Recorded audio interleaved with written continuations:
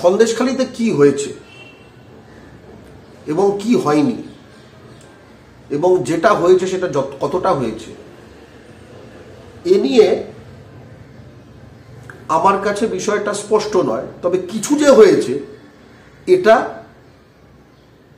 আমার কাছে স্পষ্ট। নানা আমাদের যা সোর্স ইত্যাদি থেকে কি স্পষ্ট, যে অবশ্যই সেখানে সাধারণ মানুষের জমি দখল করে ভেড়ি বানানো হয়েছে। তৃণমূলের রাজনৈতিক স্থানীয় প্রতিপত্তি যাদের আছে তাদের দ্বারা, শিবু সর্দার নামটা আসছে, শেখ শাহজাহান, তারপরে থার্ড একটা উত্তম সর্দার, এই তিনটে নাম বারবার আসছে। এবং এই যে মানে জমি নিয়ে ভেরি করা এটা নতুন কিছু নয়, কিন্তু এখানে জোর করে জমি নিয়ে ভেরি করা এবং সেই ভেরির যে লিজের যে টাকাটা সেটা না দেওয়া, এইটা হচ্ছে দাপট এবং ক্ষমতার দ্বারা যে অন্যায় করা সেইটা। এটা একটা দিক গেল। দ্বিতীয় দিক গেল হচ্ছে যে এক অর্থে যৌন নির্যাতন, এক অর্থে গেল যৌন নির্যাতনের যে কথাটা,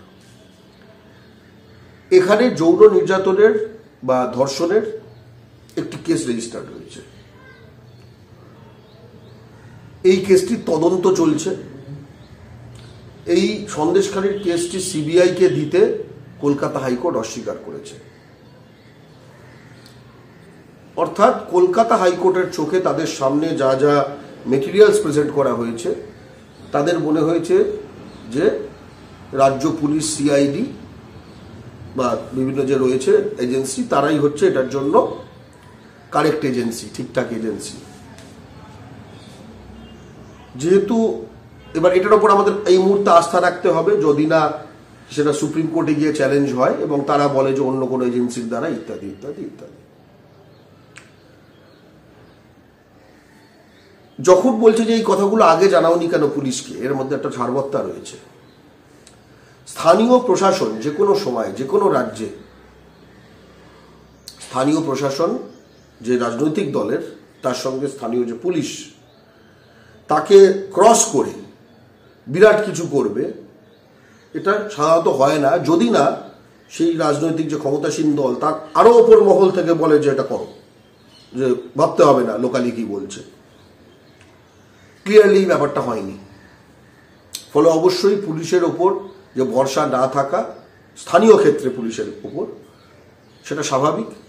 আবার একই সঙ্গে যেহেতু কোর্টে এসছে, বিষয়টা হাইকোর্টে গেছে এবং এতটা নজরদারি রয়েছে এই মুহূর্তে, সেটাও আমি আইনের ওপর আস্থা রাখবো টু দ্য এক্সটেন্ট যে তারা কিছুটা ফল দিয়ে আমি দেখবো কোর্ট কি বলছে তার অবধি, শেষ অবধি, ঠিক আছে। তার কারণ আপনারা জানবেন যে পুলিশের ইনভেস্টিগেশন হোক যাই হোক, যে অভিযোগ করছে যে সেও কিন্তু উকিল দিতে পারে।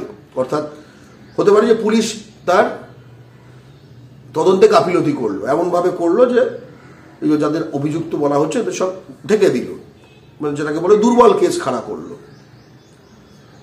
যে অভিযোগ করেছে তারও কিন্তু উকিল, সে পুলিশের উকিল নয়, সেও কিন্তু পুরো জিনিসটায় ঢুকতে পারে। এবং আমি আশা রাখবো যে যে যে অন্যায় হয়েছে সেই ক্ষেত্রে এই জিনিসটা করা হবে। একটা জিনিস যদিও প্রথম 1-2 দিনে, এটা আমি স্পষ্টভাবে এই কথাটা বলতে চাই, যে শেখ শাহজাহান যে একজন গুন্ডা টাইপের, যার মানে অন্যতম গুরুত্বপূর্ণ মাথা এই উত্তম সর্দার, শিবু হাজরা ছাড়া, যে এলাকায় দাপিয়ে বেড়াতো, এই যে জমির কথা বলা হচ্ছে, ভেরির কথা বলা হচ্ছে, এ নিয়ে যে যে বয়ান আসছে অবশ্যই সবই তদন্ত এবং প্রমাণ, অভিযোগ প্রমাণ সাপেক্ষ। কিন্তু এটা প্রথম দেখে যেটুকু আমার বোধ, তাতে আমার মনে হয়েছে যে লোক ভালো না এরা, ঠিক আছে। কিন্তু লোক যে ভালো না, মানে কেউ চোর কেউ ডাকাত বলে তাকে আমি ধর্ষক বলে দেব, দুটো কিন্তু এক জিনিস নয়। আমার মনে পড়ে রিপাবলিক চ্যানেলে প্রথম দিন একটুখানি মাঝের একটু ক্লিপ সরিয়ে এমনভাবে জিনিসটা দেখানো হয়েছিল যে শেখ শাহজাহান হিন্দু মেয়েদের বেছে বেছে, অর্থাৎ একটা রূপ দেওয়ার চেষ্টা হয়েছিল যে সন্দেশখালী এলাকা হচ্ছে এমন একখানা জায়গা যেখানে তৃণমূল দলের মুসলমান গুন্ডারা হিন্দুদের ঘর ঘর থেকে মেয়েদের বার করে করে এনে তাদের সম্ভোগ এবং লালসার শিকার করে নিয়ে এটা করে যাচ্ছে। এরপরে যত মিডিয়া সেখানে গেছে এবং কম মিডিয়া যায়নি, এইটার কিন্তু কোনো পোক্ত কিছু কিন্তু ওখানকার নারীদের বয়ান থেকে উঠে আসেনি। দেখা যাচ্ছে একটা শিবু হাজরা, তার কথাটা বারবার আসছে। অর্থাৎ এই অ্যাঙ্গেলটা, যে অ্যাঙ্গেলটা আসলে সব জায়গায় ইতিমধ্যে ছড়িয়ে দেওয়া হয়েছে, এইটা খুব দুর্ভাগ্যজনক বলবো না, আমি এটাকে ষড়যন্ত্রমূলক বলবো। এই অ্যাঙ্গেলটি কিন্তু তারপরে আর পাওয়া যাচ্ছে না। কিন্তু জনমনে মানে এটা কেরম বলো তো, ধরো একটা ওই বললাম না যে চুরি করে যে ডাকাতি করেছে, তুমি আরো 5টা জুড়ে দিলে, করুক না করুক, সে তো তখন আর নিজেকে ডিফেন্ড করার মতো জায়গায় নেই। এই দিকটা বাংলা পক্ষ তরফ থেকে আগে আমি এখানে ইন্টারভিউ দিয়েছি, আমরা অনেক আগে বলেছি যে জুডিশিয়াল কমিশন চাই। এত ধরনের অভিযোগ, এতগুলো ক্রস কথা, অবশ্যই এর অভিযোগ এটা খতিয়ে দেখতে হবে, ঠিক আছে। এবং আমাদের এখানে ইনস্টিটিউশনগুলো, ধরো যে শিশু কমিশন, রাজ্য নারী কমিশন, রাজ্য মানবাধিকার কমিশন, কেন্দ্রীয় মানবাধিকার কমিশন, কেন্দ্রীয় নারী কমিশন, এই প্রতিটি কমিশন এতটাই রাজনৈতিক পক্ষপাত দুষ্ট হয়ে গেছে না, যে এইসব কমিশনগুলোর এটা তৃণমূলের ভয়েস, এটা বিজেপির ভয়েস, মানে কথার কোনো মানে থাকছে না।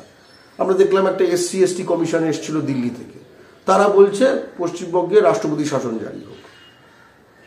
মানে এটা তো কমিশনের এখতিয়ারের মধ্যে পড়ে না, রাষ্ট্রপতি শাসন জারি হোক, মানে কথাটার অর্থটা কি?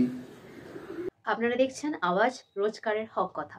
For more updates about Awaaz, please subscribe our YouTube channel Rajshekhar thali.